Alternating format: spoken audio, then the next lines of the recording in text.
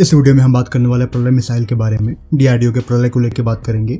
इसके बारे में हम सभी जानते हैं, ये canisterised tactical surface to surface missile है। एसआरबीएम कैटेगरी में आता है। इसको डिराइव किया गया है प्रहार और पीडीवी को मिलाकर। दो जो ट्रायल है वो ऑलरेडी कंडक्ट कर लिए गए हैं और जो एक ऑर्डर है तकरीबन 125 यूनिट का वो आईएएफ के लिए अप्रूव भी कर दिया गया है। सो यहाँ पे प्रलय को लेकर नया डेवलपमेंट ये रहेगा कि हाल ही में आज रिपब्लिक डे के टाइम पे एक सरप्राइज एलिमेंट के रूप में प्रलय को डिस्प्ले किया गया है।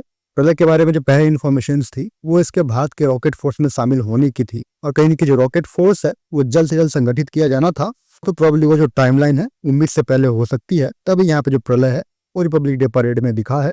डिस्प्ले किए गए प्रलय के बारे में बात करेंगे, उसके टीएल के बारे में बात करेंगे और क्या कुछ जो नए एडिशंस हैं उन सभी को लेकर हम यहाँ पे बात करने वाले हैं। अगर टीएल की बात करेंगे तो जो कैरियर व्हीकल है वो एक 12x12 व्हीकल है जो कि 2 प्रलय मिसाइल को कैरी कर सकता है। और कॉन्फ़िगरेशन की बात करेंगे तो काफी सिमिलर रहेगा स्कांदर मिसाइल की तरह ही, मतलब सिमिलर कैटेगरी में जो 2 फायरिंग यूनिट है वो प्रलय भी कैरी कर रहा है। यहाँ पे जो लॉन्चर है वो 12x12 है, जबकि स्कांदर में जो लॉन्चर है वो 8x8 का है।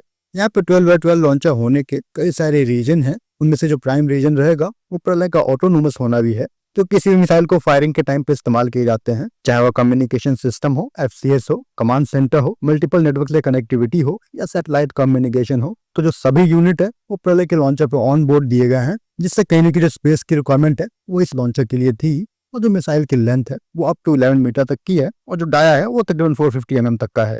तो जो एक वैरायटी ऑफ वॉरेड है उन सभी को एकोमोडेट करेगा इस तरह के डायमेंशन के साथ, जहाँ पे जो वॉरेड का वेट रहेगा वो 1000 kg तक का हो सकता है मैक्सिमम कॉन्फ़िगरेशन में।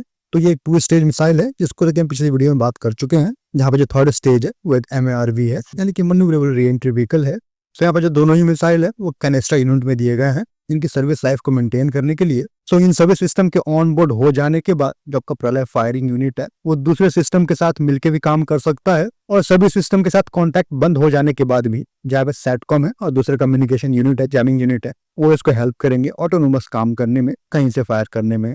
तो जो अटैक है वो एक पॉइंट से भी लॉन्च किया जा सकता है या फिर on the move location change करके भी लॉन्च को एनिमी के टेरिटरी के जितने नजदीक हो सके उतने नजदीक जाके जो फायरिंग है वो की जा सकती है, ताकि जो कहीं न कहीं मिसाइल का इंटरसेप्शन है एनिमी के द्वारा उसके लिए उनको कम टाइम मिले। तो टैक्टिकल रूप में ये जो मिसाइल है वो काफी प्रभावी होने वाली है और जल्द ही जो इंटीग्रेटेड रॉकेट फोर्स है वो इनका इस्तेमाल करेंगे।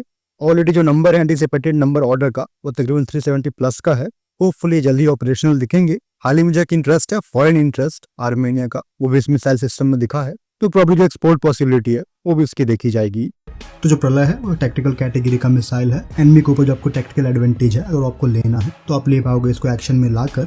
जैसे कि एनिमी का कोई जो एरिया है वो आपको कैप्चर करना है, तो उस एरिया को डिफेंड करने के लिए उन्होंने जो भी एसेट डिप्लॉय कर रखे हैं, चाहे वो अम्यूनिशन डंप हो, इन्वेंट्री हो, एयरफील्ड हो, रडार इंस्टॉलेशन हो या फिर उनके जो कमांड कंट्रोल सेंटर्स है वो सभी चीजें हो, तो आप सभी को डिस्ट्रॉय करके जो ग्राउंड फोर्सेस है उसको आप एक गो हेड दे दोगे।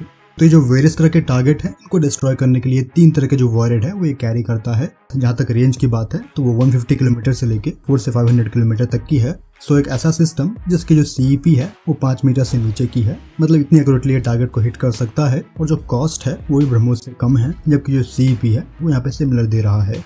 इसके लॉन्चर की बात करोगे तो ये एक 12x12 लॉन्चर पे रहेगा, जिसमें एक व्हीकल पे जो 2 मिसाइल्स हैं वो लोडेड रहेंगी रेडी टू फायर मोड में।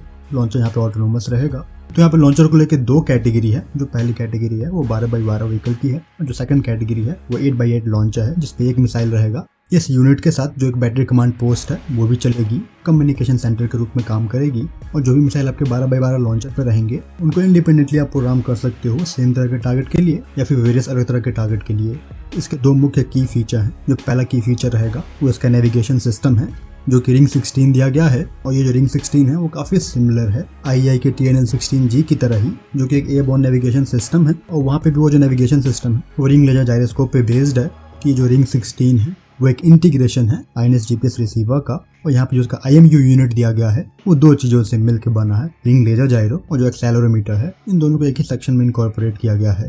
तो जो नेविगेशन डेटा है आउटपुट है वो कंट्रोल्स के लिए प्रोवाइड करेगा। अगर यहाँ पे कंट्रोल्स की बात करते हो तो मिसाइल को कंट्रोल करने के लिए मिसाइल की बॉडी पे स्पेशली रियर एंड पे जो फिन्स है वो दिए गए हैं और यहाँ पे ये जो फिन है वो 2 तरह के आपको दिख रहे हैं। जैसा कि आपने शौर्य मिसाइल में देखा हुआ है, टाइटेनियम के फिन बनाए गए हैं और जो ट्रेपेजोइडल शेप है क्लिप्ड फॉर्म में वो आपको यहाँ पे दिख रहा है फिन पे, और जो दूसरे फिन है वो डेल्टा फॉर्म में दिए गए हैं और इनको भी क्लिप कर दिया गया है। तो इससे जो कंट्रोल है थ्रू आउट द पाथ वो की जाएगी और कंट्रोल्स को और भी इम्प्रूव करने के लिए यहाँ पे जो जेट वेंस हैं एग्जॉस्ट पे वो दिए गए हैं, जो कि इसको हाईली एजाइल बनाता है। इसके पाथ को लेकर जो इन्फॉर्मेशन है ऑलरेडी पब्लिक डोमेन में है। MOD की प्रेस रिलीज में भी कहा गया है कि जो मिसाइल है वो कॉजी बैलिस्टिक ट्रेजेक्टरी को फॉलो करता है, मतलब जो कि इलिप्टिकल पाथ है उसको ना फॉलो करके जो रैंडम ट्रेजेक्टरी है वो ये फॉलो करता है। और ये जो फीचर है वो इसके इंटरसेप्शन को और भी मुश्किल बनाएगा एनिमी के लिए।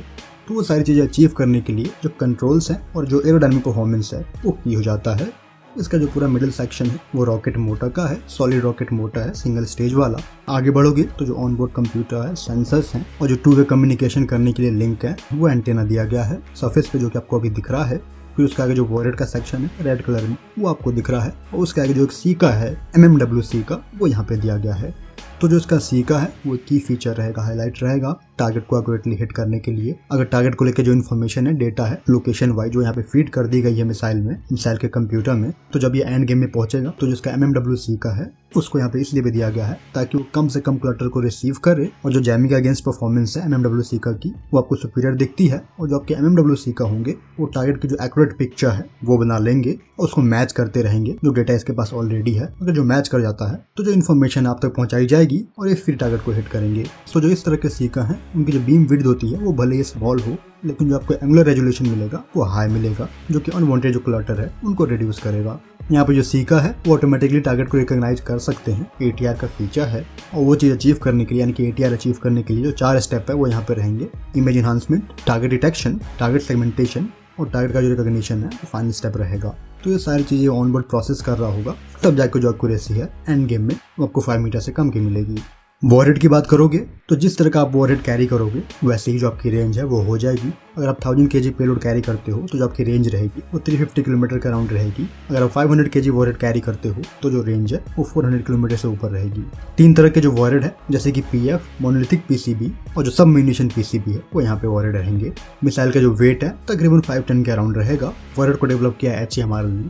अगर लॉन्चिंग प्रोसेस की बात करते हो तो जो एक बार मिशन कमांड होगा वहाँ से लॉन्च की अनुमति मिल जाएगी, तो 90 सेकंड के अंदर जो लॉन्च है वो की जा सकेगी, जो कि पॉसिबल हो पाता है इसके सॉलिड रॉकेट मोटर की वजह से, जो कि तैयार रहेगा 60 मिनट के अंदर फायर करने के लिए। तो आप सैल्वो मोड में फायर कर सकते हो, मतलब एक मिसाइल को फायर करने के बाद जो रिएक्शन टाइम है सैल्वो के लिए वो काफ़ी कम है। और यहाँ पे लॉन्च व्हीकल पे जो मिसाइल है वो एक ही है, तो सेकंड लॉन्च के लिए 10 मिनट का टाइम लगेगा। तो कुछ ये ऐसा सिस्टम है और इसके तकरीबन 250 यूनिट है, वो रॉकेट फोर्स के लिए जल्दी अप्रूव किए जाएंगे MOD के द्वारा। फिलहाल इस वीडियो में इतना है। जय हिंद।